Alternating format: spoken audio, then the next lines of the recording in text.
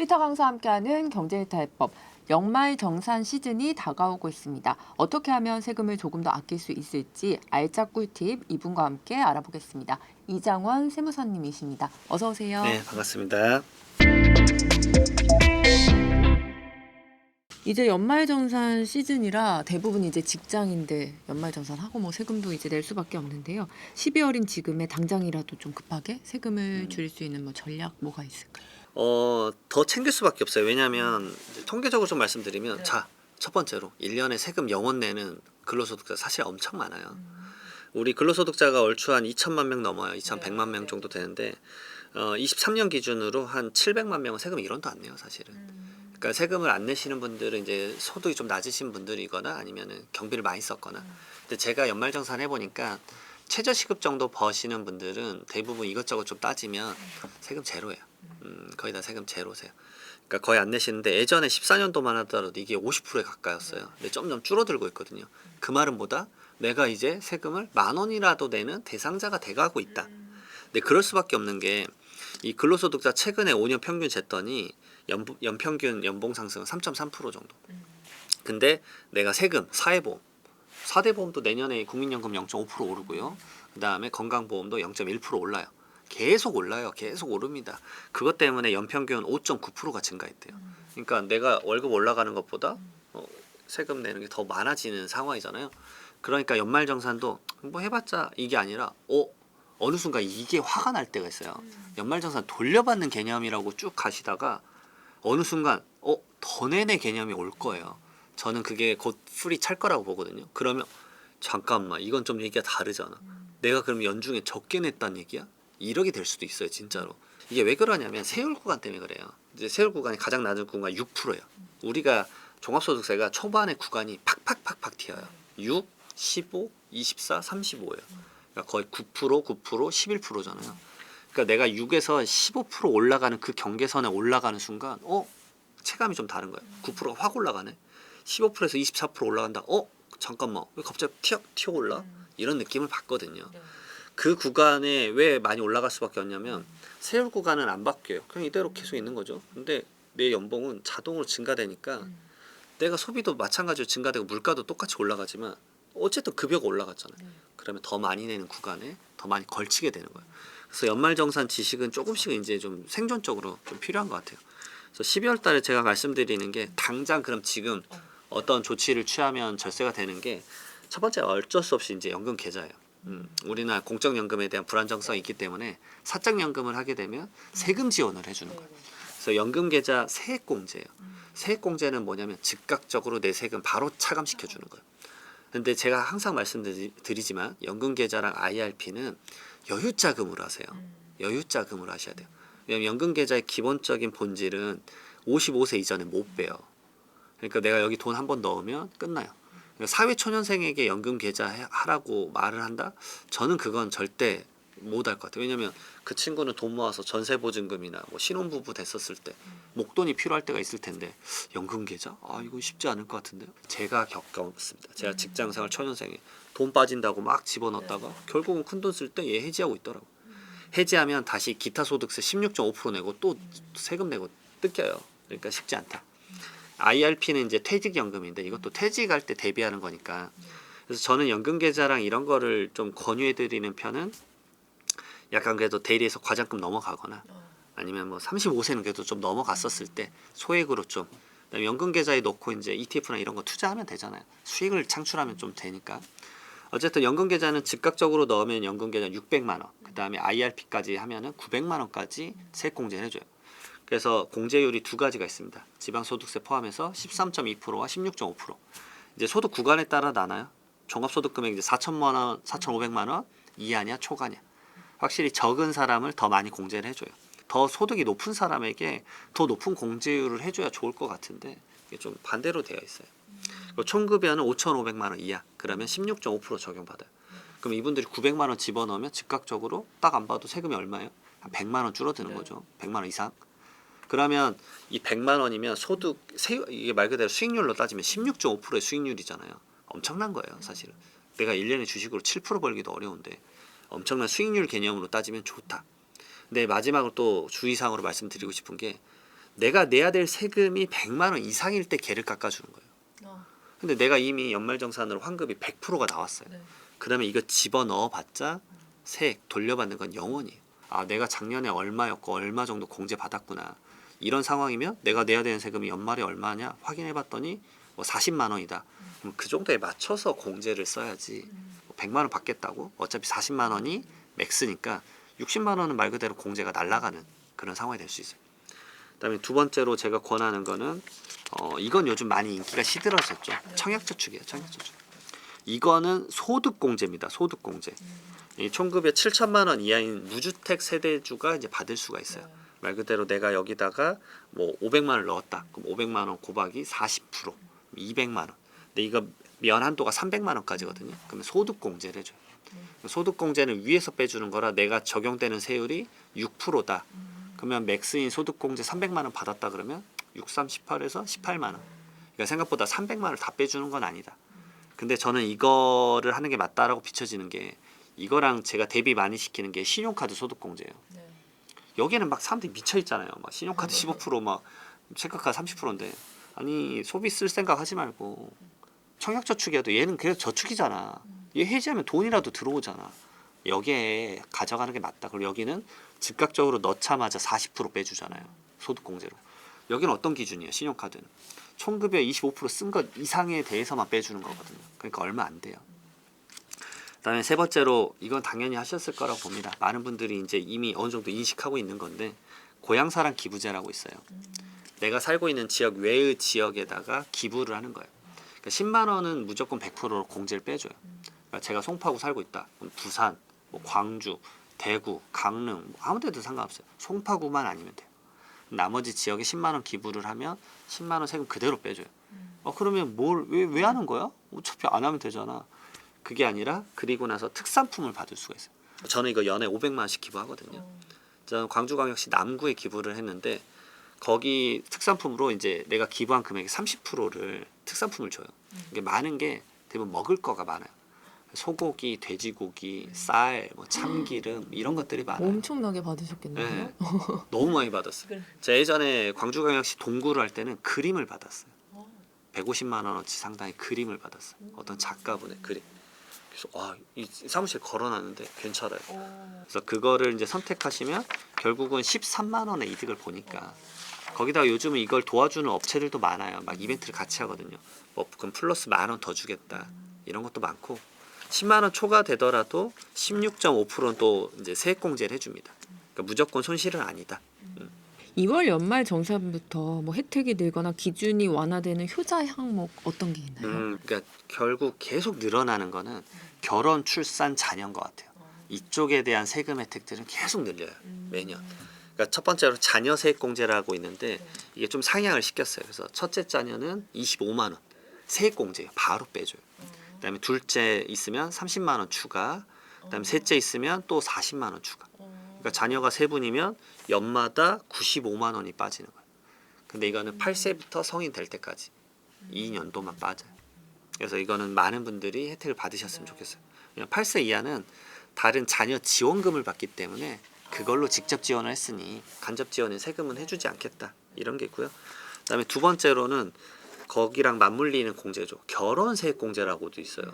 결혼 좀 해라. 그건데 이거 기간 늘어날 것 같기는 한데 이게 좀 한시적이에요. 이게 24년도부터 26년도까지 결혼을 했어요. 그리고 법률로는 신고를 해야 돼요.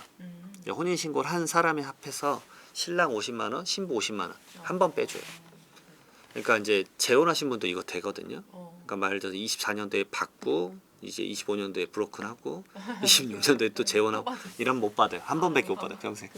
그다음에 고향사랑 기부제도 한도가 이제 500만 원에서 2천만 원까지 늘어나요.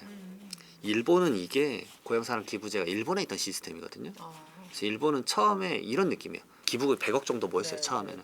근데 이게 딱 10년인가 15년 지나니까 일본은 조 단위가 보여요. 그래서 이게 지역의 경제 활성화에 엄청 영향을 미쳐요. 그리고 저 같은 경우도 내가 기부하고 싶은 사람 선택할 수 있어요. 저는 장애인 야구단 이런 거 선택을 해요. 이분들한테 아기들한테 제가 자녀를 키우니까 아기들한테 좀 많이 해주고 싶더라고요. 그다음에 노란우산 공제라고 근로소득자도 받을 수 있어요. 법인 대표 근로자분들. 이분들에 대한 금액이 확대가 됐습니다. 그래서 이게 소득 구간으로 나누는데 최대 600만 원에서 최소 200만 원까지 이렇게 좀 기준점이 좀 더 높아졌어요. 근데 이게 자영업 하시는 분들에게 노란우산 공제는 저는 많이 권해드릴 수밖에 없는 이유 중에 하나가 이게 자영업자의 퇴직소득이에요.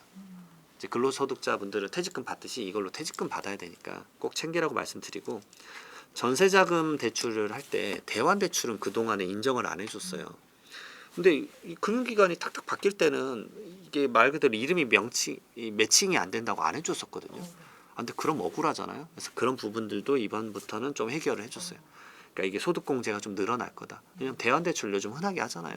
그다음에 주택 종합저축 말 그대로 청약저축에 대해서 무주택 세대주인 본인만 넣은 게 아니라 배우자가 넣은 것도 똑같이 빼줄게. 배우자도 청약할 수 있는데 이 사람 건 왜 공제 안 해주는지 모르겠다 해가지고 그게 보완이 됐어요. 그리고 이제 수영장이랑 헬스장 이용료도 신용카드로 결제를 하면 신용카드 소득공제 추가가 돼요. 근데 이제 기준들이 항상 좀 있습니다. 뭐 청급여가 7천만 원 이하인 근로자만 가능하고, 그 다음에 강습비랑 이용료가 직접 관련 없다 그럼 안 해주고, 구분이 안 된다 그러면 50%만 인정해주고, 이런 세부 요건들은 본인이 조금씩 공부를 좀 해보셨으면 좋겠어요.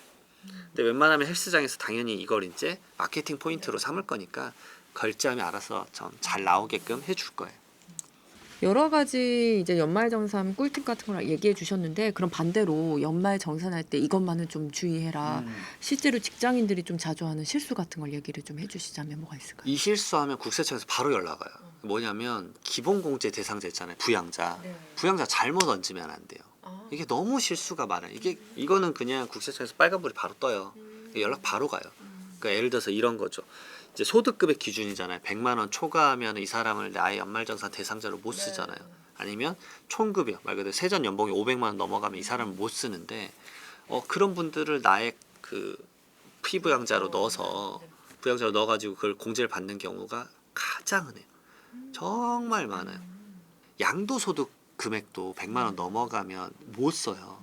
근데 1년에 평생에 내가 부동산 팔 일이 많이 없잖아요. 근데 부모님이 이제 땅 하나 정리하고 그 노후자금으로 쓸래 이러실 수 있잖아요.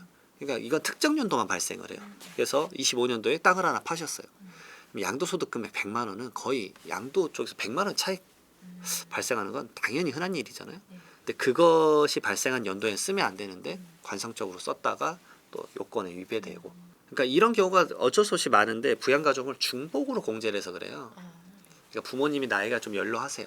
그러면 형도 돈을 벌고 있고 나도 돈을 벌고 있어요. 형이 갖다 쓰고 나도 갖다 쓴 거예요. 그러면 이제 둘이서 알아서 하세요. 이거요. 한 명이 선택해야 되잖아요. 이런 거요. 이게 가장 흔한 거고, 그 다음에 맞벌이 부부가 자녀를 중복으로 쓸 때도 있어요.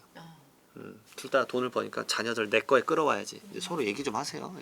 그런 것 좀 해야 될 것 같고.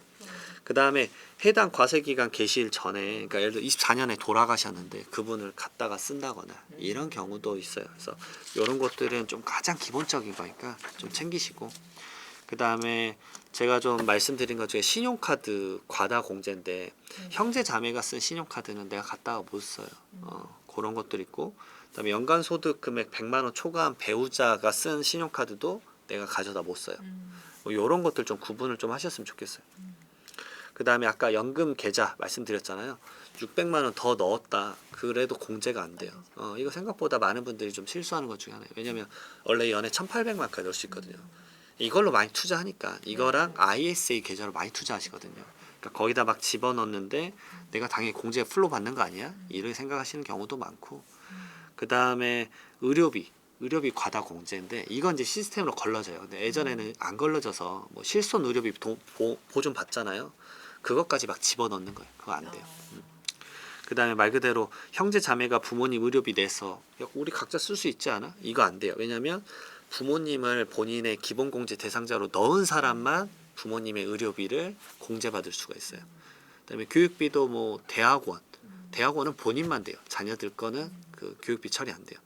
그리고 마지막으로 이건 사회초년생들이 꼭 알았으면 좋겠어요. 자취하시는 사회초년생분들은 이 공제 하나만 챙기면 사실 연말정산 거의 100% 환급이에요. 월세 세액 공제. 월세 세액 공제를 챙겨야 되는데 이걸 많이들 못 챙기세요. 이게 대부분 제대로 맥스로 챙기면 무조건 100만 원 이상 가져가요. 그러니까 내가 내야 될 세금이 어차피 대부분 100만 원 안 되거든요. 그러니까 100% 환급을 받는 거죠. 근데 요건들이 좀 까다로워요. 내가 무주택 세대주에, 그러니까 말 그대로 세대를 좀 독립을 하고 내가 주택수가 없어야 돼요. 그럼 두 번째로는 총급여 8천만 원 이하여야 돼요. 근데 대부분 사회 초년생이시니까 여기 좀 포함이 될 것 같아요. 특정한 직업을 가지신 분 이외에는 거의 다 포함될 거고, 그다음에 세 번째로는 이 기준 시가가 있어요. 국민주택 규모 평형 이하거나 아니면은 4억 원 이하의 주택에서 지내야 돼요. 막 호화롭게 너무 큰 데서 지내면 인정 못 해주겠어. 이런 것들이 있어요. 그러면 얼마까지 되느냐? 월세액을 연 1,000만 원까지 해줘요. 그러니까 한 달에 한 80만 원 정도면 연에 한 960 되니까 거의 1,000만 원 차잖아요. 1,000만 원에 몇 프로냐면 이 소득 금액에 따라서 달리 나누는데 15%랑 17%예요. 그러니까 어찌됐든 15%만 하더라도 내가 월세 1,000만 원 냈는데 1년간 15% 해주면 사실 지방소득세 포함하면 16.5%. 그럼 165만 원을 돌려받는 거예요. 그럼 아까 말씀드렸지만 내가 월세가 얼마예요? 80만 원이잖아요. 두 달치는 돌려받는 거예요, 거의. 근데 내가 내야 되는 세금이 과연 그 정도 금액 이상이냐를 따져봐야 되지만 지금 뭐 서울이나 경기에서 이제 자취하시는 분들 많을 거예요. 지방에서 올라와서 자취하면서 직장 하시는 분들 많을 텐데 그분들은 이것만 챙기면 되는데 뭘 놓치시냐면 여기로 이사를 안 해요. 이게 내가 임대차 계약서와 주민등록 초본의 주소가 일치해야 돼요. 근데 이게 일치를 안 해요. 왜냐면 내가 언제 돌아갈지 모르고 뭐 하니까 막 예전에 본가 주소로 해놓는 거예요. 부산이든 뭐 광주든 해놓는 거예요. 그래서 적용 못 받는 분들이 있어요. 그래서 그러지 않으셨으면 좋겠다라고 말씀을 드려요. 이거 오피스텔이랑 고시원도 포함됩니다. 전부 다 폭넓게 받을 수 있기 때문에 요거 좀 챙기시고 당연히 무조건 전입신고 하시고요. 확정일자 무조건 받으세요. 왜냐하면 미래 그 집이 혹시나 전세 사기나 깡통 전세 되면 그 말 그대로 자산을 지켜야 되기 때문에 그런 부분들에 있어서라도 좀 말씀드립니다. 직장인 얘기 해봤는데 자영업자도 한번 여쭤볼게요. 자영업자분들도 세금 때문에 힘들다는 얘기가 정말 많은데 특히 이제 관행처럼 해오던 3.3% 세금 처리가 이제 최근에 집중 맞습니다. 단속 대상이라던데 지금이라도 그럼 자영업자분들은 어떤 점을 좀 주의해야 할까요? 이거 시작했어요. 12월 초에 고용노동부에서 이거 근로감독관들 이제 쭉 보내가지고 조사 시작했습니다. 100개 업체 잡을 거고요. 이런 거예요. 여러분들도 많이 하실 건데 이게 주로 어디가 많냐면 식당, 헬스장, 네일샵 이런 데가 많아요. 말 그대로 거의 종속된 개념의 근로자로 쓰고 있는데 3.3% 프리랜서로 주고 끝내는 거예요. 그럼 이게 무슨 차이가 있냐? 경비는 거의 비슷한데 이런 거예요. 내가 급여 300만 원 근로자를 모신다 그러면 저는 사실 한 330 이상 쓰죠. 왜냐 4대 보험의 반절을 내가 사업주가 부담하고 근로자도 그 정도 빠지니까 260 받아가요. 이게 이제 구조단 말이에요. 근데 이러는 거예요. 근로자가 먼저 제안할 때도 많아요. 아니 나 이거 다 떼는 거 너무 싫다. 오케이 그러면 3.3% 프리랜서라 그래서 300만 원에 한 9만 9천 원만 빼고 290만 원 주고 끝내는 경우가 있어요. 그럼 나도 4대 보험 안 내고 너도 4대 보험 안 내고 서로 좋네. 근데 근로자잖아요. 종속된 개념이고. 근데 사업소득 프리랜서는 독립된 개념으로 내가 업무 지시를 하는 게 아니라 한 프로젝트를 맡기는 거고 그걸 해결해 주는 거예요. 근데 헬스장 트레이너도 사실은 딱 출근하면 청소하고 이것만 해야 되는데 청소하고 막 팜플렛 나눠주고 있잖아요. 그러면 이거는 근로자다. 그래가지고 그동안에 퇴직금이나 다양한 이슈가 생겨요. 근로계약서 안 썼다. 이렇게 오해를 받으면 이제 큰일 나요. 근데 근로감독관은 28년까지 압도적으로 많이 늘릴 거예요. 몇천 명 늘린다고 했거든요. 그러면 제가 노무사님한테 물어봤어요. 근로감독관을 이렇게 늘리면 어느 정도 강도냐. 세무사님 세무조사 1년에 몇 건이냐. 한 8, 9천 건 있다. 그게 4배 늘어난다 생각하면 된다. 근데 제 진짜 경험인데 근로자가 한 명 있는 회사였어요. 근데 거기가 육아휴직을 갔어요. 그 직원이. 그래서 육아휴직 지원금을 회사가 받는단 말이에요. 연에 한 1,000만 원 정도 받아요. 그 한 명 있는 회사에 근로감독관이 2명이 오더라고. 그래서 자 멈추시고요. 그래서 신문할 수 있어요. 왜냐하면 그 특사경이라고 하는데 그분은 수사권이 있어요. 그리고 장부나 자료를 다 가져갈 수 있어요.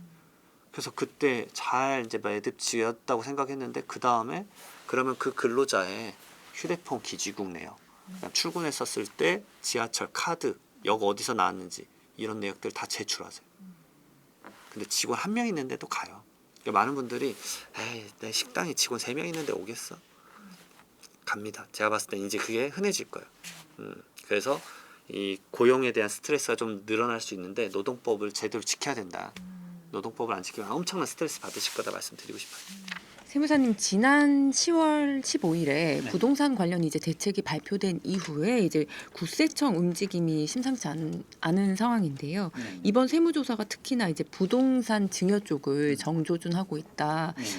근데 뭐 실제 분위기는 좀 어떤가요? 부동산 증여 관련된 세무조사 케이스가 나오는 경우가 거의 없어요, 사실은. 항상 네. 나오는 게 그냥 자녀가 주택 취득할 때 자금 얼마 빌려줬다. 그래서 이제 취득할 때는 이제 자금 조달 계획서라는 걸 쓰는데 그거 조사가 태반이었거든요.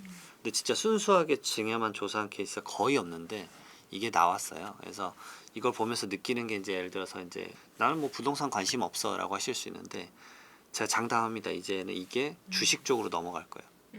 주식 시드 증여받은 사람. 왜냐하면 최근에는 주식 자본시장 많이 살리겠다고 코스피도 많이 올라가고 물론 이제 4천 쪽에서 보합하고 있긴 하지만 계속 이쪽에 대한 시드로 자금을 벌었던 사람들에 대한 조사 그다음에 좀 더 나아가면 뭐 코인 가상자산도 똑같을 것 같아요. 그래서 부동산 쪽에서는 이런 형태를 보고 있구나 이걸 보시면은 도움이 되실 것 같아서 이걸 좀 말씀드리고 싶었는데 10월 15일 날 부동산 대책이 말 그대로 거래를 다 묶어버렸어요. 그러니까 이제 조정 대상 지역도 묶어서 세금도 강화됐지만 토지 거래 허가 구역이라 그래서 그거는 2년 실거주를 무조건 해야 되거든요. 내가 매수를 하면. 그러니까 임대차 껴 있는 것을 갭 투자로 못 사요. 왜냐하면 임차인이 살고 있는데 내가 어떻게 들어가서 삽니까? 이게 불가능해졌거든요. 그래서 요즘 증여 패턴이 좀 극단적으로 말씀드리면 이런 식이에요. 자녀한테 뭐 예를 들어서 30억짜리 아파트를 주겠다. 그러면 50억을 증여를 해줘요. 그래서 그걸로 증여세 내고 그 다음에 너 그걸로 30억짜리 사. 이런 패턴이에요. 근데 이제 세무서에선 보는 거죠. 그러게 순수하게 증여세 내고 다 하면 뭐 조사할 게 뭐가 있겠느냐 이럴 수 있는데 너 50억 어디서 났는데? 너 소득 누락한 거 아니야? 50억 정도를 준다라는 건 엄청난 가액이잖아요. 그러니까 개인 간에는. 그래서 이런 조사들을 하나씩 하고 있는 겁니다. 말 그대로 이제 예전에도 똑같은 패턴인데 21년도에도 토지거래 허가구역 많이 묶었을 때 거래량 자체가 줄어드니까 증여가 오히려 올라가요. 그냥 증여해서 주겠다. 어차피 부동산 팔아봤자 세금 너무 많이 나오니까 아 그러면 너가 이거 가져가라. 왜냐하면 보니까 우리나라 부동산은 불패야. 이거 가져가면 같이 올라갈 거야. 이런 식의 증여가 많이 늘어나고 있어요. 말 그대로 올해 같은 경우는 1월부터 10월까지 7,700건의 증여 벌써 많이 일어난 거거든요. 서울에서만. 그러니까 기존에 2년에 있었던 통계치보다 압도적으로 좀 높아지고 있어서 이런 건들에 대한 조사 많이 하고 있고 가격이 올라가니까 미성년자 증여도 많이 늘어났어요. 지금 7,700건에서 미성년자가 200건이 넘습니다. 거기서 이제 강남 4구랑 마용성이 또 거기서 60%가 되기 때문에 대부분 이런 케이스들 어떻게 이제 조사하는지 그 케이스가 대책 나오고 나서 12월 초에 이제 그 국세청에서 발표를 했거든요. 그래서 이 정도 케이스는 좀 공부하시면 도움 될 것 같다 생각이 들어요. 구체적인 사례 하나씩 짚어보면서 여쭤볼게요. 첫 번째로 이른바 이제 엄카 찬스. 이게 보통 어떤 상황에 이제 발생하는 사례인가요? 이거는 이제 제가 강의 갈 때마다 매번 물어봐요. 아니 자녀가 연봉 5천인데 이거 쓸 거 다 쓰고 남는 것도 하나도 없다. 그래서 자녀가 내 카드를 쓰게 하고 5천만 원 다 고스란히 모으게 하겠다. 그걸로 주택을 사든 아니면 뭐 자기의 전세 보증금을 마련하든 대출을 갚든 이렇게 해주는 거죠. 생활비를 지원하겠다 뭐 이런 맞습니다. 의미인 예. 거군요. 네. 근데 많은 분들이 이제 피부양자의 생활비가 증여세 이제 말 그대로 비과세 항목이기는 해요. 근데 자녀가 소득이 없었을 때 부양 의무가 있었을 때만 그게 가능한데 이거는 말 그대로 자녀가 돈을 벌고 있잖아요. 그러니까 이런 부분들을 도와주고 싶은 게 제가 봤을 때 부모 마음인 것 같아요. 부모는 항상 그렇잖아요. 근데 이런 것을 사실은 국세청이 모르냐 다 알고 있어요. 그러니까 우리가 흔히 알고 있는 부동산 단톡방이나 부동산 뭐 카페나 커뮤니티 많잖아요. 거기 들어가면 막 이러면 안 걸려요. 막 이러고 얘기 나누고 계세요. 저도 그런데 한 30개 들어가 있거든요. 보면 뭐 이러고 이제 말거든요. 뭐 그래 뭐 안 걸리시면 좋죠. 이렇게 말씀드릴 수 있는데 이런 것까지 잡아내겠다 그래서 첫 번째 케이스로 이걸 올렸어요. 그러니까 1번 케이스에 이걸 올렸다는 얘기는 우리 이거 사실 다 알고 있어. 이 메시지를 주는 거고 우리 이제 이런 것도 볼 거야 라는 얘기예요. 그래서 많은 분들이 그 정도 가지고 근데 이제 제가 말씀드리고 싶은 게 토지에 묶이면 거래량이 확 줄어들어요. 그러니까 예를 들어서 국세청에서 한 달에 조사할 수 있는 캐파가 3,000건이다. 그러면 서울 같은 경우는 한 달에 평균 거래량이 10,000건에서 플러스 마이너스 3,000건이에요. 근데 토지 예전에 묶였을 때는 거래량이 800건 막 이래 확 떨어져요. 거래를 못 해요. 지금 거기다가 은행 대출도 막 2억, 4억, 6억으로 아주 작아졌잖아요. 그러니까 거래 웬만하면 못 한단 말이에요. 정말 많은 캐시가 있지 않은 이상 못 사요. 그러면 거래량이 뭐 1,000건으로 줄어든다고 해볼게요. 그럼 국세청 한 달에 서울 뭐 조사할 수 있는 캐파는 3,000건이에요. 2,000건이 비잖아요. 그러면 이제 증여세랑 이런 것도 한번 봐볼까? 거기다가 지금 연말정산 곧 시즌이잖아요. 여러분들 그럼 연말정산 간소화 서비스 들어가 보면 내가 카드 얼마 썼는지 다 나와요. 아시잖아요. 연봉이 한 5천만 원 정도 되는 분들이 1,500만 원에서 플러스 마이너스 500만 원 정도 써요. 제가 연말정산을 그래도 매년 몇만 건씩 하니까 보이잖아요. 통계적으로. 이 정도 쓰는구나 사람들. 한 달에 뭐 151일 쓸 수 있잖아요. 이 정도 쓰는구나. 근데 그 금액이 어느 순간 영원이 되고 엄마 카드 쓴 거잖아요. 그러면 이제 오해를 받을 수밖에 없다. 그러니까 이런 케이스도 요즘 적발하고 있으니까 좀 조심해라. 네. 임대차 계약에 또 교묘하게 이용한 뭐 케이스도 있다고 하는데 어떤 사례인지도 설명 부탁드릴게요. 이게 이제 아버지가 주택을 주고 싶은데 그 아버지 주택에서 조부모가 임대차로 지냈었던 거예요. 그럼 조부모가 뭐 예를 들어 이게 아파트가 10억짜리인데 조부모가 여기 임대차로 뭐 6억에 지낼 수도 있죠. 6억으로 지냈어요. 그리고 아버지가 이 주택을 자녀에게 부담부 증여를 해준 거예요. 그러면 이 조부모가 6억 원의 보증금을 낸 상태를 승계받는 조건이잖아요. 그러면 손주가 그걸 받은 거니까 손주는 그걸 조부모가 나갈 때 그걸 갚아야 되는 거죠. 갚아야 돼요. 왜냐면 자기가 임대차 보증금 승계했으니까. 근데 이게 둘이 아는 사이잖아요. 그러니까 갚았다고 치고 넘어간 거예요. 그러니까 예를 들어서 많은 분들이 이 정도까지 잡겠다는 그런 케이스만 6개가 이번에 다 적발이 된 거거든요.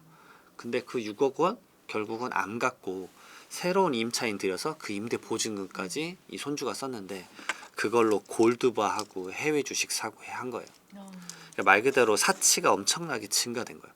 근데 당신은 소득이 없는데 갑자기 이런 거 어떻게 했냐. 말 그대로 아까 1번 케이스랑 연동이 되는 거예요. 소득은 얼마 없는데 당신이 경비가 너무 많다거나 아니면 소득은 이만큼 있는데 경비가 아예 제로거나 이런 케이스들을 지금 잡아낸 케이스입니다.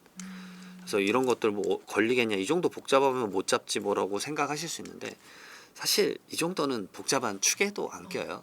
근데 이제 그 과세관청에서는 이제 한계가 있으니까 행정력이 한계가 있으니까 그냥 넘어간 것뿐인데 요즘에는 그런 케이스들도 잡아내고 있다. 그 말씀 드리고 싶어요. 이번 조사 대상에 이제 고소득 전문직도 포함됐다고 들었는데 고소득자의 경우는 어떤 특징이 있고 어떤 부분을 좀 적발을 하는 걸까요? 이런 이제 대책 나오면 무조건 2, 3개월 이내에 조사를 거의 100% 해요. 근데 할 때 꼭 나오는 케이스가 의사예요, 의사. 항상 의사분들. 근데 이번 케이스에도 아예 지칭을 했어요, 과도. 산부인과 의사와 성형외과 의사인 부부가 여러 채의 고가 아파트를 취득했는데 미성년 자녀에게 증여하고 꼭 이런 표현 써요. 호화 사취생활용이. 이거 뭐 어느 정도인지 모르겠어요. 얼마나 호화롭게 사셨는지 모르겠는데 아마 그거 같아요. 두 분이서 이제 뭐 5년간 번 게 세후로 뭐 50억이다. 근데 너희들이 갖고 있는 부동산이 뭐 극단적으로 이제 이 케이스는 아니지만 뭐 300억이다.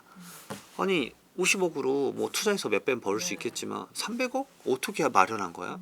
그래서 그걸로 미성년자 자녀 준 거예요. 그리고 그 증여세도 대신 내줬겠죠. 그것까지는 감당하고 했을 거예요. 그래서 야 뭐 이슈 없지. 세금 낼 거 다 냈잖아. 근데 너 소득 어디서 났는데? 근데 사실 이제 뭐 성형외과나 이런 과는 이제 국세청에서 조사할 때 조사 보고서에 이런 게 많이 나와요. 환자가 본인의 정보 노출을 꺼려요. 그러니까 현금 매출이 많아요. 그러니까 정보 기록 안 남기고 그냥 현금 드릴 테니 수술해 주세요. 이런 거거든요. 이제 그런 현금 매출 누락들에 대한 걸 거의 다 알고 있어요. 거의 이런 의사 병원이라는 그 하나의 사업체에 대한 매출이 엄청 높다라는 걸 알고 있거든요. 그러니까 그런 것들에 대한 매출을 이제 누락하지 않았냐 잡아내는 거예요. 그러니까 많은 분들이 그럼 어떻게 잡냐 뭐 하시는데 뭐 본인의 그럼 다른 계좌 이렇게 이제 얄팍하게는 안 하실 거고 그럼 대부분 뭐 하는 게 뭐 예를 들어서 실장님 계좌. 근데 그 정도는 이미 20년 전부터 잡았어요. 요즘은 실장님의 남자친구 계좌 이래 가요. 근데 거기서 잘못 주면 못 받아요 돈. 그분이랑 헤어지면 그 돈 못 받는 게 될 수도 있기 때문에 또 그런 케이스들을 잡아내가지고 아 이거는 매출 누락이다 해서 병원의 소득세를 추징을 하는 거예요. 그러니까 말 그대로 고소득자는 아 이렇게 갑자기 엄청나게 큰 부동산을 증여할 때도 좀 이슈가 있다 이런 거 생각하셔야 된다 말씀드려요. 주택을 증여할 때 이제 제일 중요한 게 감정 평가라고 들었는데 실제로 뭐 시세 60억 아파트를 39억에 감정 평가를 해서 증여한 경우가 있다고 하더라고요. 일단 어떻게 시세 60억짜리를 39억에 이렇게 평가를 할 수 있는지 이게 가능한 건지 궁금합니다. 감정평가사님들의 영역이긴 한데 이제 증여세가 너무 부담되잖아요. 왜냐하면 과세표준 30억은 넘어가면 세율이 50%나 돼요 사실은. 그러니까 이분도 지금 인근 시세 60억이어가지고 근데 기준시가 22억이니까 야 우리 최대한 낮춰보자. 그래서 무리하게 낮추신 것 같아요. 아마 이제 감정평가사님도 이제 이 고객이 너무 무리한 걸 요청해가지고 꾸역꾸역 만든 것일 수도 있는데 39억은 사실 너무 낮잖아요. 그러니까 제가 봐도 20억 이상 차이가 나는데 이게 말이 되느냐. 그럼 국세청에서도 자체 감정평가법인이랑 업무 협약을 맺어 놓거든요. 5군데랑 맺어놔요. 이 5군데에서 감정평가를 해봤는데 아니 이거는 아무리 낮춰도 50억이다. 가격이 나올 말이 안 된다.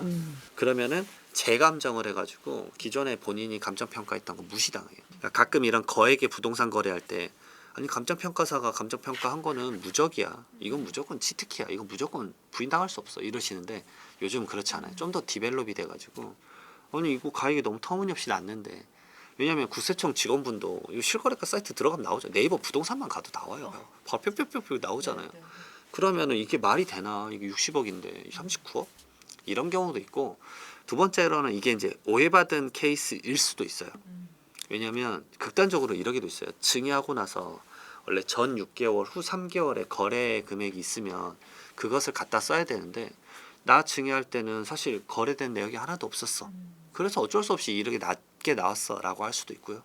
두 번째로는 아, 이 기간 동안에 미리 받아놓은 거예요. 뭐 그다음에 6개월 후에 이걸 쓸 수도 있겠죠.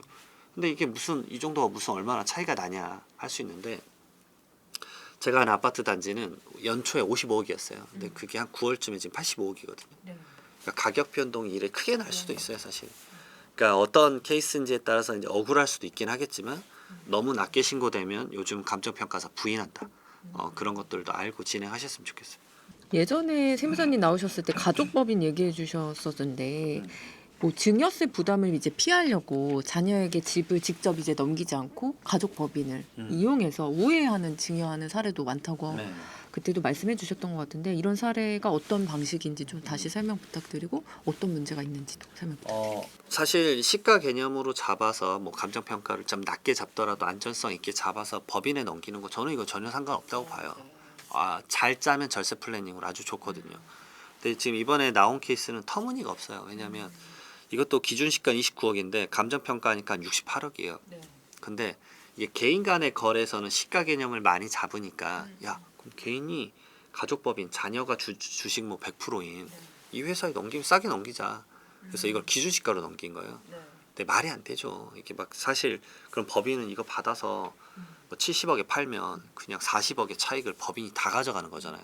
근데 그 법인에서 돈 벌면 누구 거예요, 결국은? 주주 거잖아요. 그러니까 이렇게 이제 말 그대로 우회를 하면 안 걸릴 거라 생각을 하셨던 것 같아요. 그러니까 과세관청에서 이게 말이 되냐? 이 가액은 너무 낮다. 그리고 이게 특수관계 법인이잖아요. 과세관청 이런 거 잡아내는 게 더 쉬워요. 사실 일도 아니에요.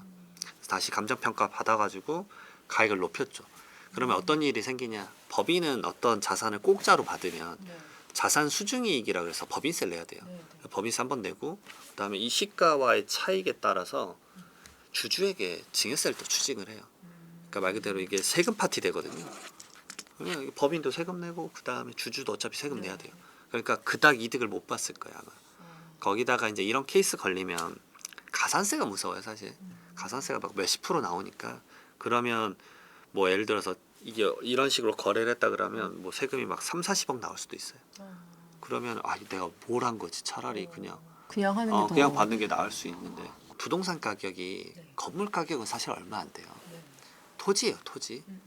그러니까 예를 들어서 뭐 150억짜리 있다. 뭐 제가 최근에 했었던 게 뭐 역삼동 건물인데 그러면 이제 이 전체 토지와 건물이 150억이잖아요. 그러면 이제 월세가 얼마 나오는지 먼저 봐야 돼요. 근데 이 건물에 대한 월세가 한 3,500, 뭐 4,000 이 정도 나왔어요. 근데 건물이 오래됐어요. 뭐 사용 승인일이 90년도 이전이다. 그럼 감정 평가를 하잖아요. 이 건물 얼마일 것 같아요? 얼마 나올 것 같아요? 기자님. 토지가 148억이고 얘가 2억이에요. 2억밖에 안 해요. 근데 월세는 다 여기서 토지가 그냥 거의 다 네. 금액을 차지하는군요. 네, 토지가 99% 차지한 데도 많아요. 네. 95% 이상.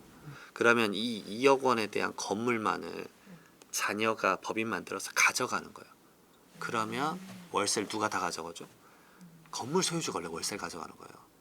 그리고 건물 소유주는 토지주에게 지료를 줘야 돼요.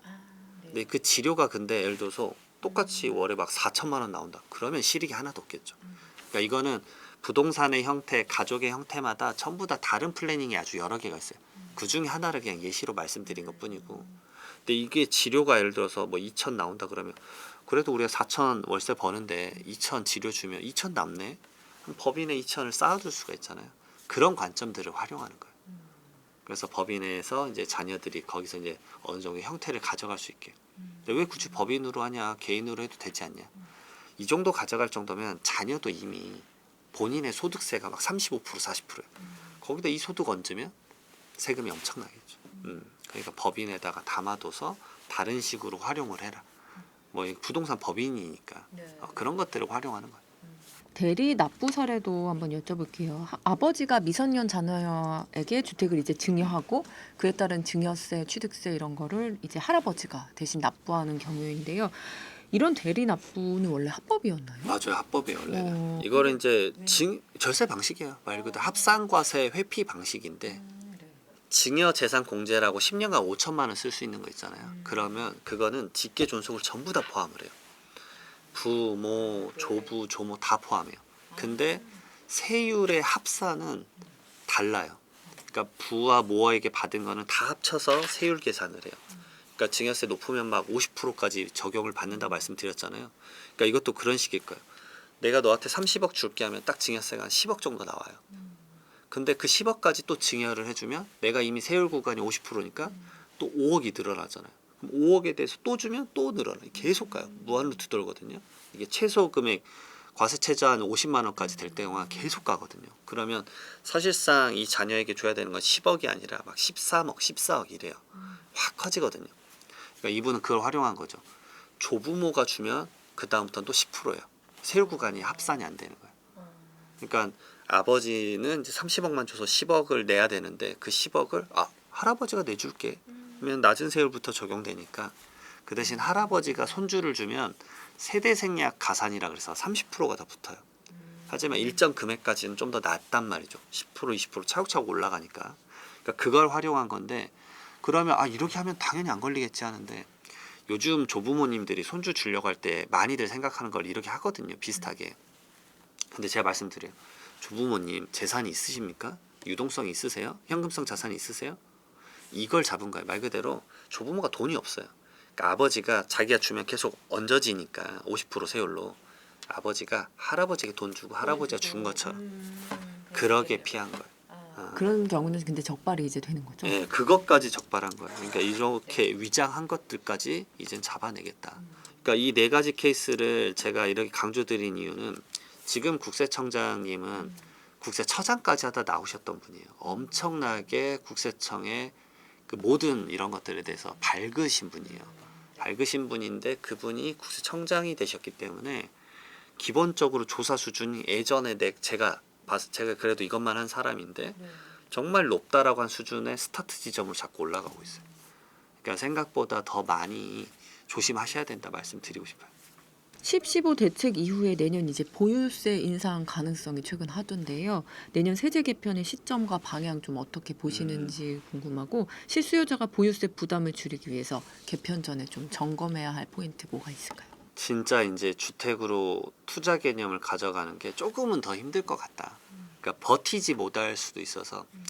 그러니까 그 주택 소유자에게 주택을 내놓게 만드는 세금이 딱 두 가지가 있는데 상속세랑 종합부동산세요. 재산세랑. 그러니까 말 그대로 보유세거든요.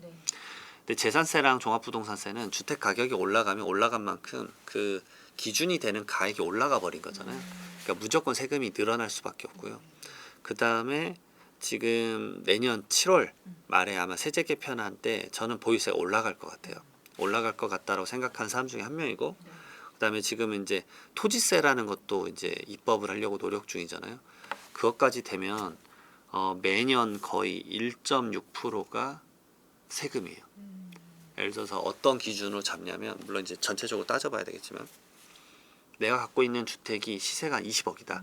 그러면 공동주택 가격이 한 14억, 13억 될 거예요. 그럼 14억에 그냥 1.6%가 내가 매년 내야 되는 금액이다. 라고까지 저는 좀 보수적으로 봐요. 그럼 매년 얼마를 내야 되냐면 2천 내야 돼. 그러면 연봉에서 매년 월마다 200을 모아놔야 돼.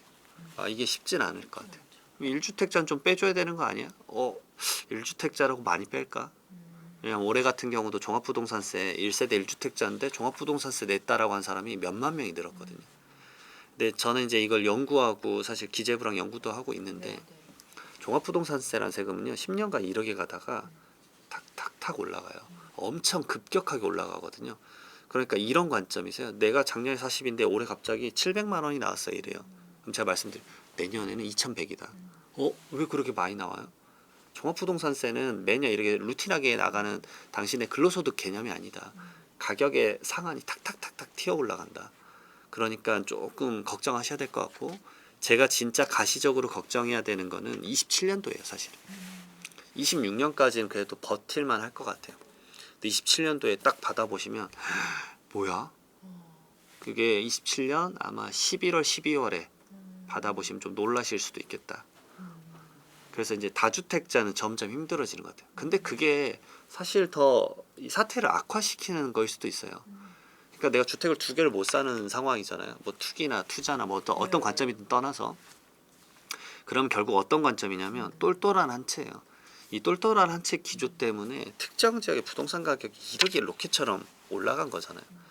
이제 이거를 뭐 제가 해결할 수는 없겠지만, 이렇게 점점 더 그러면 제발 하나 좋은 거 점점 몰리는 수밖에 없는 것 같아요. 그것밖에 가격이 올라갈 게 없으니까. 보유세는 조금 이제 감당을 좀 해야 될 수도 있겠다 생각 듭니다. 그래서 상속 이야기하면 치매머니 범죄, 치매로 판단력이 흐려진 노인들의 이제 재산을 착취하는 걸 이제 치매머니라고 하더라고요. 최근 발생하는 이 치매머니 범죄 유형은 좀 어떤 게 있나요? 우선은 거의 나라가 최초로 치매머니를 측정을 한번 해봤어요. 일본 같은 경우는 이게 엄청 15년, 20년 전부터 엄청난 사회 문제예요 이미. 우리나라도 그걸 재봤는데 치매머니가 지금 172조인가? 그 치매 인구가 지금 100만 명이 넘어요. 근데 이게 GDP의 6%더라고요. 엄청난 비율을 차지하고 있는데, 그 치매머니에 대한 사례를 제가 왜 많이 알 수밖에 없냐면, 저는 이제 상속이 일어나신 분들에 대해서는 상속세 무료 상담을 해드리고 있어요. 그게 이제 몇 년간 됐었거든요. 근데 그러면 그 전에 부모님이 지금 와병하고 계시다 이런 분들도 당연히 상담 올 거잖아요. 상담 얘기를 하다 보면 너무 충격적인 게, 치매는 주변에서 알 수가 없어요. 그러니까 가족이 생각보다 몰라요. 매일 모시는 분이 아니면 오히려 지인분들이 그걸 더 잘 알거든요. 지인이 아니든 지인이든 그 악용하는 사례가 있어요. 뭐 예를 들어서 손주 행세를 하는 거예요. 그래서 그 치매 노인을 휠체어에 태워가지고 은행을 가요. 그래서 할머니 돈 뽑아주세요. 돈 뽑아가고 가요. 그런 케이스도 있었고, 그 다음에 이제 그 간병인이 딸인 것처럼 행세해서 가져가고 많아요. 거기다가 이제 최근에 어떤 기사를 봤는데, 어떤 요양원에 계신 분들인데, 첫 번째 분은 이제 말 그대로 동생이 그 기초연금 계좌 가지고 도망가 버렸어요. 두 번째 분은 자녀분들이 그 말 그대로 재산의 80%를 가져가 버렸어요. 그걸 오지도 않아. 이런 경우들을 제가 너무 많이 이제 접하니까, 일상적으로 많이 접하다 보니까 이게 좀 슬프더라고요. 그리고 제가 상속하면서 경험했던 것 중에, 사실 상속세 중에서도 이게 관련돼 있는 게 있어요. 돌아가신 날로부터 1년 내 2억 원, 돌아가신 날부터 2년 내 5억 원의 현금 인출액이 있다. 그러면 이것을 내가 받지도 않았어요. 자녀인 내가 받지도 않았지만, 너가 소명을 못하면 이거 너가 가져갔겠지. 당연히 이거 누가 가져갔겠어. 자녀가 가져갔겠지. 라고 해서 자녀한테 상속세를 때려버려요. 근데 그거를 상속세 하면서 계좌를 처음 열어보고 알게 되신 거예요. 돌아가시기 전 8개월 전에 그 같은 종교 집단에 있는 이제 모임에 계신 분들이 인당 3천만 원씩 7분이 가져간 거예요. 그러니까 그 중에 한 분이 양심 선언을 한 거예요. 미안하다. 사실 내가 이렇게 줬다. 네 어머니가 이렇게 이런 분들 줬다. 근데 그 6분들은 무슨 소리야? 받은 적 없는데. 왜냐? 그런 걸 만나서 얘기를 하고 문서도 안 남기는 거예요. 그러니까 이게 좀 안타까운 상황이 펼쳐지는 거죠. 예. 그래서 제가 돌아가시면 좀 강조하는 것 중에 하나가 제발 휴대폰을 좀 챙겨라. 딱 3가지 이유가 있어요. 첫 번째로는 제발 이게 이제 지금 나이 드신 분들도 좀 이걸 좀 기록하셨으면 좋겠는데 휴대폰으로 내가 막판에 돈을 누군가에 빌려준다 그러면 카톡이나 문자라도 남기세요. 네. 그래야 자녀분들이 혹시나 돌아가셨을 때 아 이분한테 3천만 원 빌려줬구나. 그래서 장원아 3천만 원 보냈어. 천천히 갚아. 그걸 웬만하면 계좌이체로 하시라고 말씀을 드리고 싶어요. 현금을 뽑아서 주면 어떻게 알아요 자녀가. 기록이 하나도 안 남는데. 이게 이제 첫 번째고 돌아가시면 두 번째로 휴대폰을 꼭 챙겨야 되는 게 부고 알려야 되는데 부고가 생각보다 오랜 시간 걸려요. 이 친구가 휴대폰을 바꿨을 수도 있고 그다음에 뭐 예를 들어서 외국에 가 있다 왔을 수도 있고 그래서 1년 정도는 휴대폰을 번호를 좀 살려놔라라고 말씀드리거든요. 그리고 세 번째가 약간 이제 저는 이게 좀 많이 슬펐었어요. 이제 아들이 있고 아들이 이제 손녀가 있는데 이제 재롱잔치를 막 하는 거예요. 그래서 아빠 손녀 좀 찍어. 손녀를 이제 이렇게 찍어요.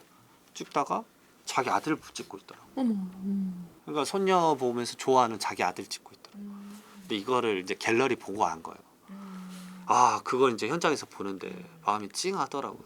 찡하네. 그러니까 아 이게 이제 뭐 그런 다양한 기록들이 있으니까 부모님과의 마지막 추억인데 이게 최악이 이거 초기화해가지고 손주 줘버리더라고. 내가 뭐한 짓이냐고 지금 큰일 났다고 빨리 살리라고 이런 적도 있었어요. 새 정부가 이제 들어서면서 상속세가 개편될 거란 기대감이 컸었는데 결국 무산됐습니다. 이후 세금 문제로 이제 형제 자매 간의 갈등이 막 더 심해졌다는 얘기도 있는데 어떤 사례들이 또 있나요? 우선은 이제 개편 이전에 상속 다툼부터 좀 말씀을 드려보면 압도적으로 늘었어요.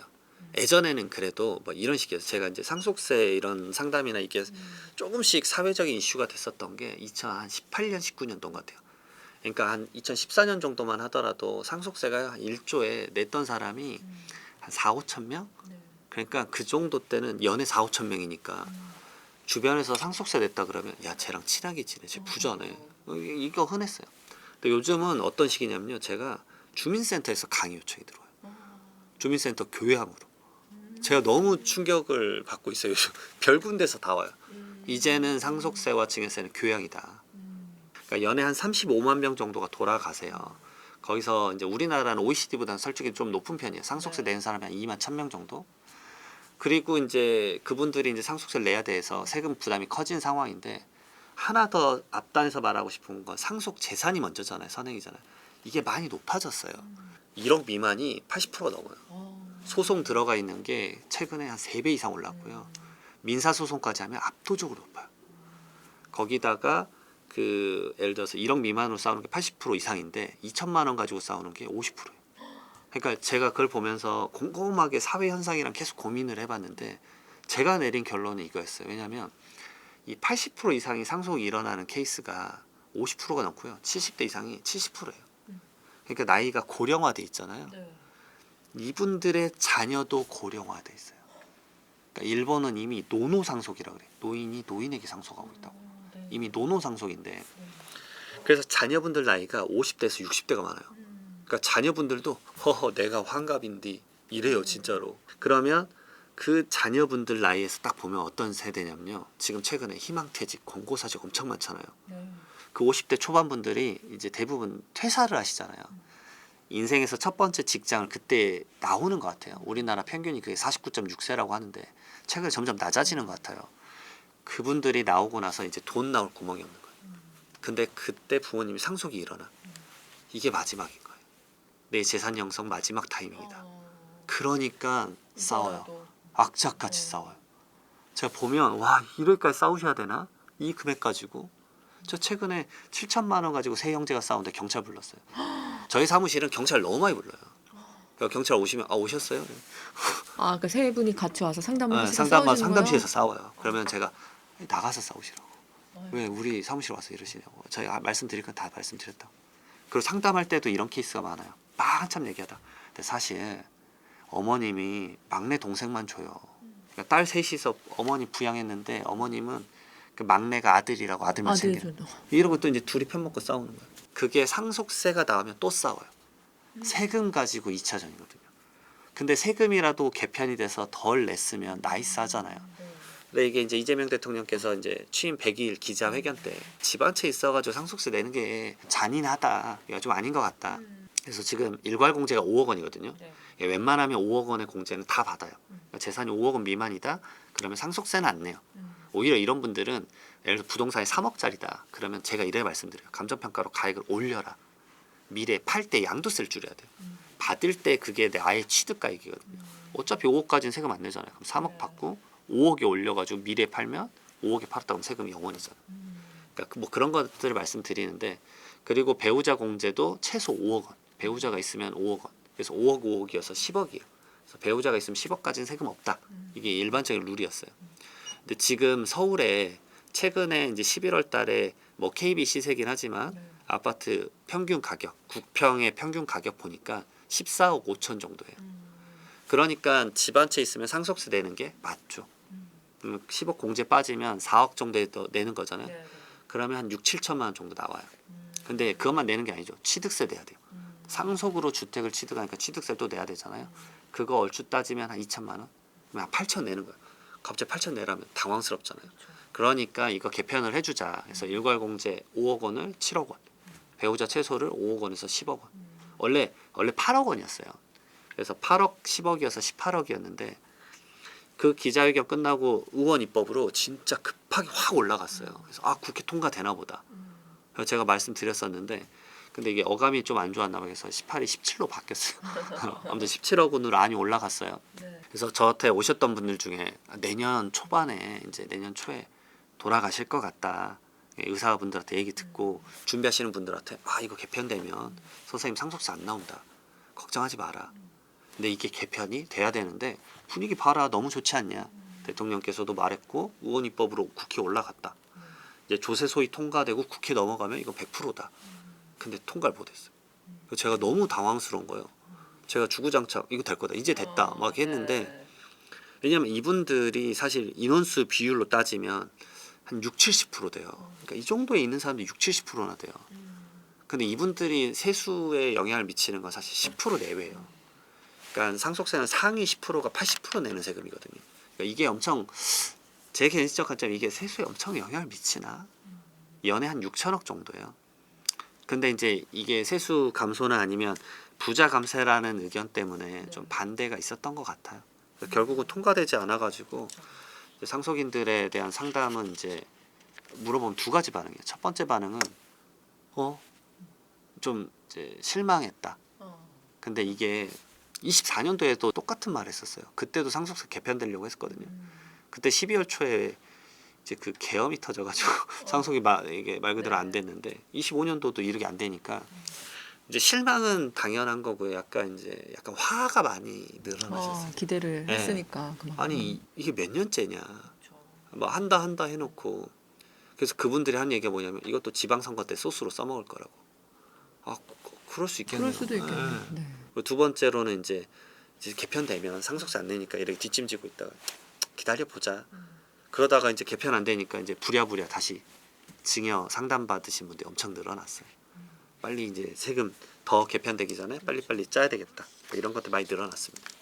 안 싸우려면 좀 미리미리 준비하고 이야기하는 게 좋을 것 같은데 가족 간의 재산론이 뭐 이것만큼은 좀 꼭 해라 할 만한 팁이 있을까요? 곧 이제 신년이잖아요. 네. 그리고 이제 구정도 있잖아요. 네. 저는 명절 전에 꼭 말씀드려요. 제발 이거 좀 꼭 보셨으면 좋겠어요. 지금 자녀분들이 있으시잖아요. 부모님 재산이 어느 정도 있다. 그러면 상속세에 대한 고민이 있으실 거예요. 그러면 그 전에 자녀분들 한번 만나세요. 만나셔서 이렇게 얘기를 하세요. 부모님 재산이 이 정도 있는 것 우리 서로 알지 않냐. 그러면 상속세가 미리 상담 한번 받으시고 상속세가 이 정도 나올 것 같다더라. 우리 좀 슬기롭게 미리 준비하자. 그리고 상속세를 한 번도 계산 안 해보신 분들은 뭐만 포커싱 있냐면 재산에만 포커싱 있는 거예요. 우리 아빠가 50억이 있는데 100억이 있는데 근데 거기 100억이면 상속세 45억 나오거든요. 그러면 잠깐만 난 세금 내고 싶지 않은데 세금 갖고 또 싸우는 거예요. 그러니까 지금부터 그 부동산 기반의 상속이 많아요. 그러니까 부동산을 팔지 않으면 유동성이 확보가 안 되잖아요. 근데 요즘 누가 부동산을 사요? 많은 분들이 부모님 돌아가시면 그냥 집 팔면 되지. 집을 사지 않는다고요. 돈이 안 나와요. 은행 대출이 안 나오는데 어떻게 삽니까? 지금 못 사요, 못 사. 그러니까 갑자기 당황해 하세요. 어떡하지? 뭐 어떡하긴. 그럼 부동산 날라가는 거지. 그러게 돼버리거든요. 그래서 이게 모이시면 첫 번째로 얘기 나눌 게 상속재산이 어느 정도 있고 상속세가 어느 정도다. 그러니까 우리 이번에 명절 가면 다 같이 찾아뵈서 부모님에게 얘기를 하자. 부모님도 이 상속세에 대해서 이런 마인드가 많으세요. 나 죽으면 알아서 해라. 근데 아빠가 돌아가시면 마음대로 안 돼요. 아빠가 이 소중하게 일군 재산의 60%가 50%가 세금으로 다 날라가요. 아버지 지금부터 좀 증여나 이런 것을 계획하실 수 있으면 좀 부탁드리겠다. 그 다음에 형제들은 뭐 하셔야 되냐면 돈 모으셔야 돼요. 그것 때문에 만나야 돼요.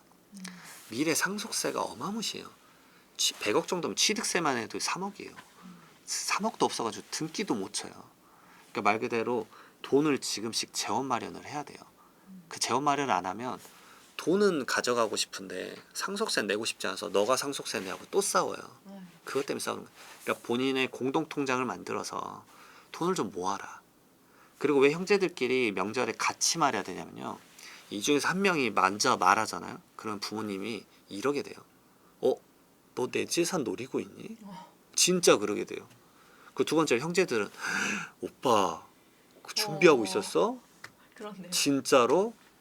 그러면 갑자기 진짜 가정이 박살나요. 진짜 너무 많이 봤어요 제가.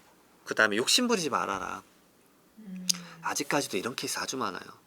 그러니까 이 따님들이 모셨는데 장남은 모시지도 않았어요. 근데 그 멘트가 너무 충격적이었어요.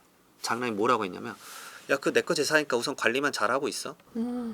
진짜 딕션으로 그런 걸 들었어요. 내가 와 신선하네요. 오랜만에. 이분 마인드 신선하시다. 네. 그러니까 따님들은 당연히 소송 준비하고 있어요. 미쳤어요. 아니 월마다 200씩 모아가지고 어머니 요양병원 다 내고 있는데 재산은 뭐? 장남은 여기서 딱 돌 줘. 그건 누가 봐도 서운한 거잖아요.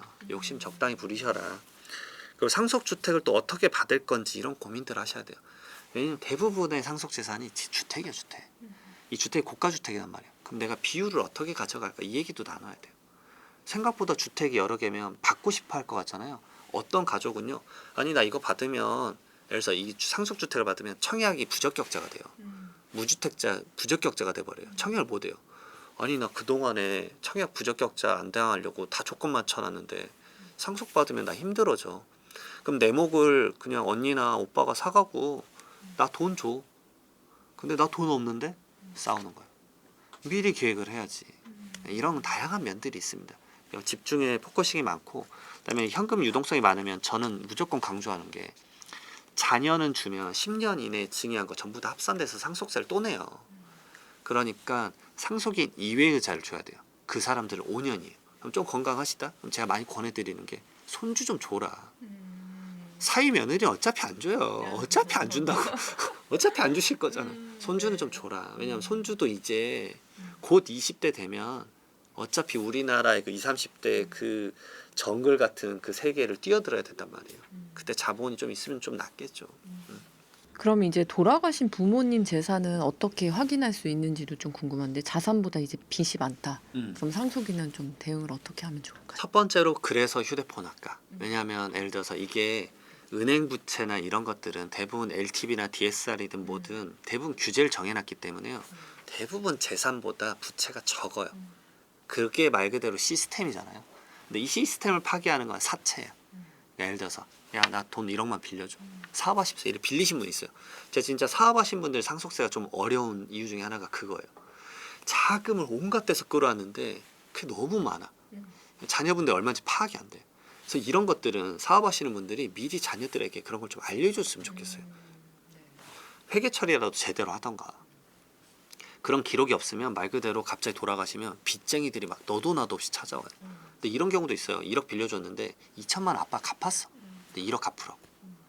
이제 자기 받은 건 입쓱 닦고. 이제 이런 경우도 많단 말이에요. 그러니까 약간의 어느 정도는 좀 오픈을 해야 돼요. 안 그러면 자녀가 너무 스트레스 받아요. 그렇기 때문에 안심상속 원스톱 서비스라고 돌아가시면 받는 게 있어요. 그걸 받으면 우리나라의 이제 정보, 뭐 은행, 증권, 그다음에 뭐 우체국, 보험 다 할 수 있어요. 그거 하자마자 토지, 건물, 뭐 선박, 자동차 내역 다 주고 그러거든요. 그다음에 건보료, 그다음에 국민연금, 세금은 얼마나 밀렸는지 국세랑 지방세 막 다 할 수가 있어요. 그 19가지 정보 주는 것만 받아봐도 거의 어느 정도 사이즈를 매길 수가 있어요. 아, 아빠가 국민은행에도 계좌가 있었네. 그럼 국민은행에 그걸 가지고 찾아가서 전 상속인입니다 하면 계좌 내역 주고 잔고 얼마 있는지 전부 다 줘요. 그거를 빨리 진행을 해야 돼요. 왜냐하면 상속 포기나 한정 승인을 하더라도 대부분 기간이 돌아가신 날로부터 3개월 이내예요. 그러니까 막 너무 돌아가셨다고 슬픔에 빠져 있을 때가 아니라 이런 것들 빨리 파악해야 돼요. 안 그러면 두 번째 슬픔이 찾아와요. 첫 번째 슬픔은 돌아가셔서 슬픈 건데 두 번째로는 아빠가 빚이 더 많아서 이걸 내가 어떻게 감당해? 이게 이제 미치는 거예요. 그리고 계좌 내역으로 좀 제가 많이 말씀드려요. 결국 10년치 계좌 내역을 전부 다 봐야 돼요. 세무사는. 증여한 내역이 뭐가 있는지. 근데 거기에 갑자기 가족은 아닌데 큰 가액들이 오간 게 쭉쭉쭉 있잖아요. 그러면 저는 그걸 쭉 모아가지고 요청을 드려요. 이게 뭐예요? 그래서 오히려 채권을 찾은 적도 많아요. 알고 봤더니 아빠가 돈을 친구들한테 많이 빌려줬던 거예요. 근데 까먹으신 거예요? 아니 요청을 안 한 거지. 갚으라고. 그리고 돌아가신 거예요. 근데 그 친구들이 입쓱 닦아.